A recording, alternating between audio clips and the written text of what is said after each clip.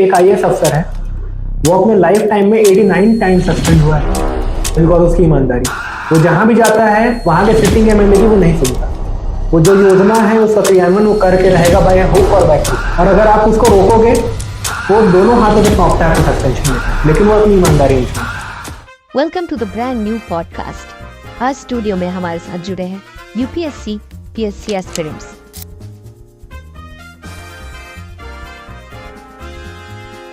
और हमारे expert panel से one of the well recognised and successful businessman mister S K. Singh. आज हमने मुद्दा उठाया है कि कैसे एस्पिरेंट्स को डिफिकल्टीज यानी दिक्कतों का सामना करना पड़ता है और कितने तरह की प्रेशर उनको हैंडल करने पड़ते हैं। साथ ही साथ हम बात करेंगे हमारे एजुकेशन सिस्टम के बारे में। क्या भारतीय शिक्षा प्रणाली सफल है?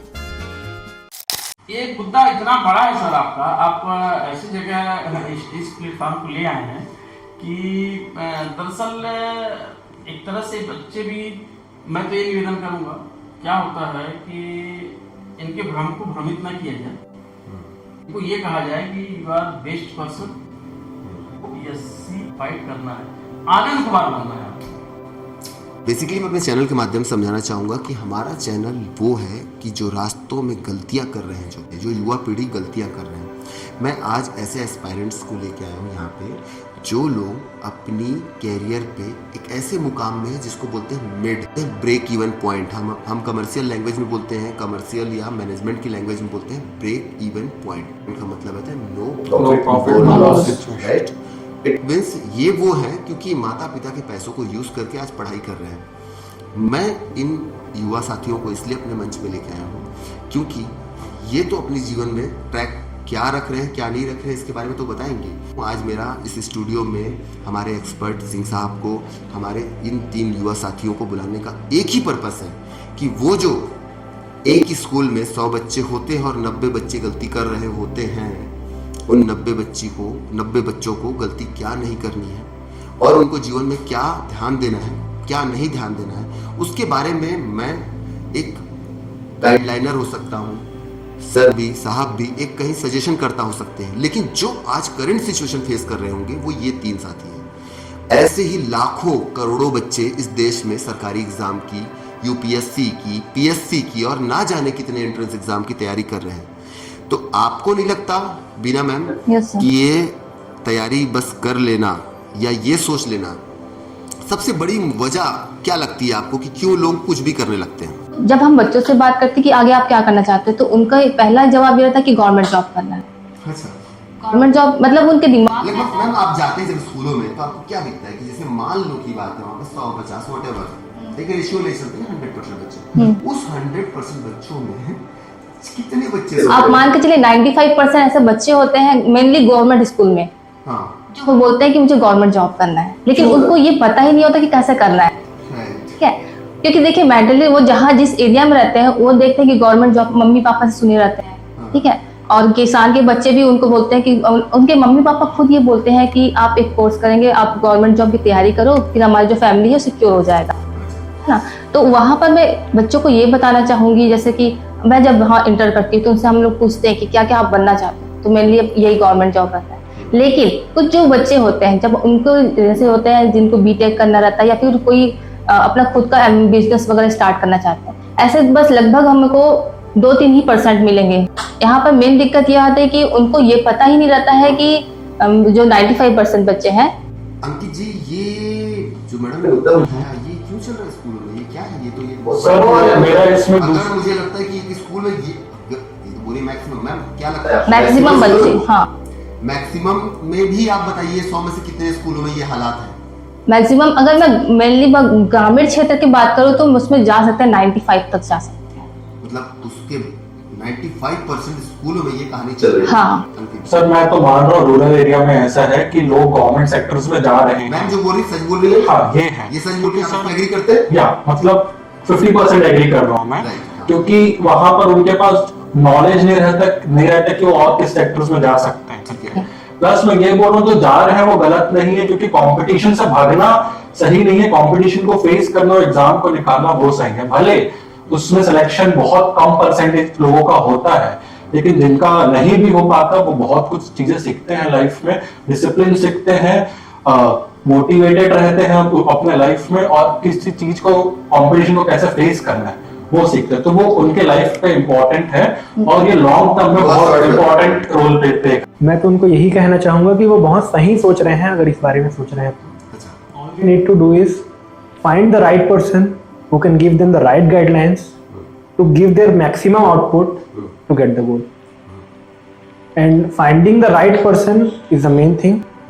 मेहनत हर कोई करता है और इस तैयारी की सबसे बड़ी खूबसूरती यही है कि आप कुछ बने ना बने, एक बेहतर इंसान जरूर बने। एक बेहतर इंसान इन द सेंस आप देश के प्रति एक जागरूक नागरिक, शिक्षित जी।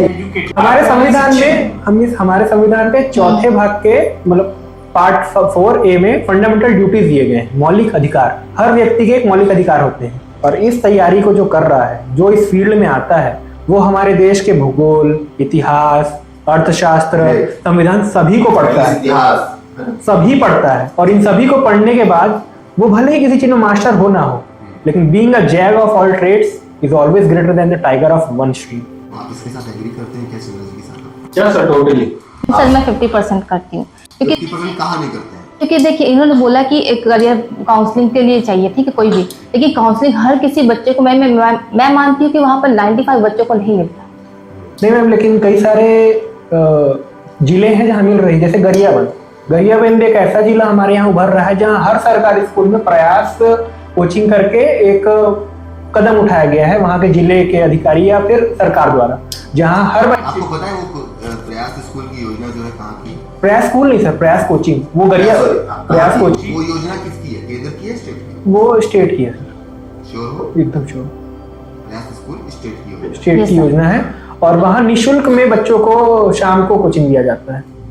तो मुझे लगा कुछ वहाँ पे रहते खाते भी बच्चे नहीं, वो उसका मेरे को उतना ज्ञान नहीं है, लेकिन हाँ जो काउंसलिंग के बारे में बात चल रही है वो आप जैसे आपका एक रास्ते प्लेटफॉर्म है, बहुत अच्छा प्लेटफॉर्म है लोगों को गाइडलाइन करने के लिए, लोगों को शिक्षित करने के लिए। हम जैसे लोग एक्सपर्ट्स यहाँ आके डील कर रहे हैं इन चीज़ों को, ये बहुत अच्छी एक इनिशिएटिव है आपके द्वारा।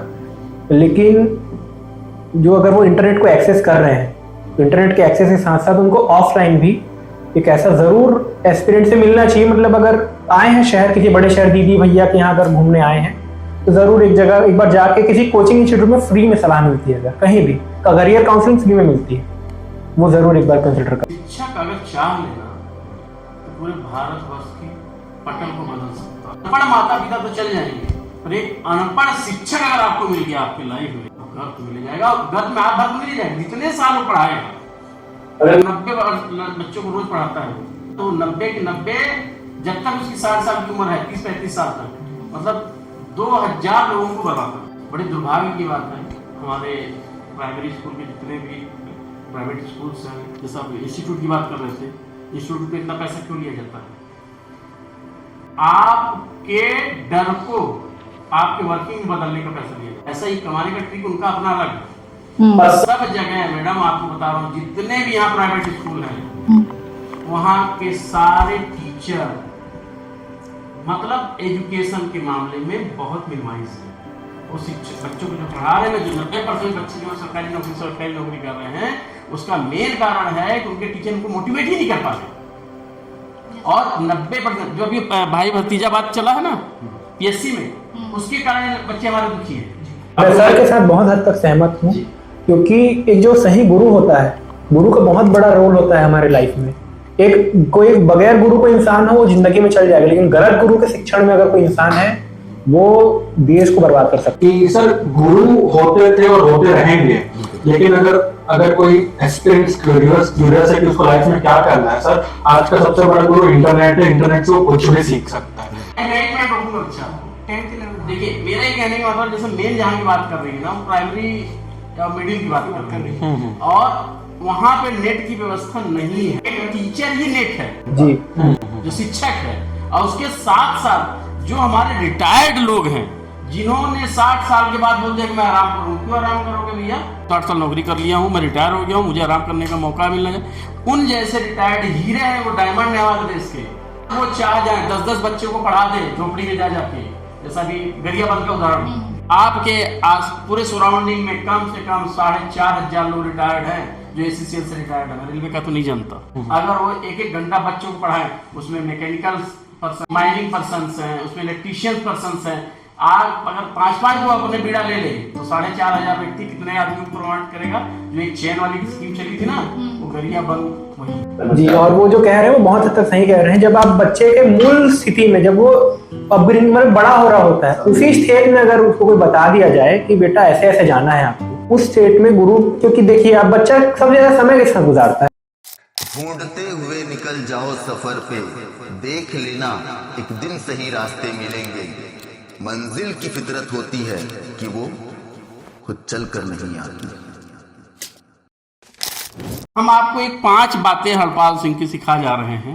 बचपन में हम लोग पढ़ा करते थे, हमारे आपने भी पढ़ा होगा। तो कभी किसी की दिल दुखाने वाली बात मत करो, योग्य बने, बराबरी चैलेंज मत करो। तीसरी बात यह है, जो भी काम करो मेहनत और ईमानदारी से करो, ईश्वर को साक्षी मानते हुए। चौथी बात यह है, जहां ज्ञान की बातें मिले उसको ले लो और अपने जीवन में क्रियान्वित करो।